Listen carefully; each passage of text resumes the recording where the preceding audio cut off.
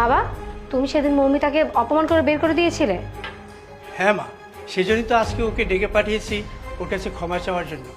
তুমি আমাকে ক্ষমা করে দিও মা। ছি আঙ্কেল, আপনি আমার কাছে কেন ক্ষমা চাচ্ছেন? আপনি আমার বাবার বয়সী, আপনি আমার কাছে ক্ষমা চেয়ে উল্টো আমাকে ছোট করছেন। আর তাছাড়াও আপনি যদি সেদিন আমাকে টাকাটা বিকাশ করে না পাঠাতেন তাহলে হয়তো বা আমি আমার সেমিস্টার ফিটা দিতে পারতাম না। কি? বাবা তোর সেমিস্টার ফি দিয়েছে? বাবা, তুমি তো স্বার্থ ছাড়া কখনো কারো উপকার করো না। নিশ্চয়ই এখানে তোমার কোনো স্বার্থ আছে, তাই না? গতকাল একটা ঘটনা আমার মানসিকতা বদলে দিয়েছে।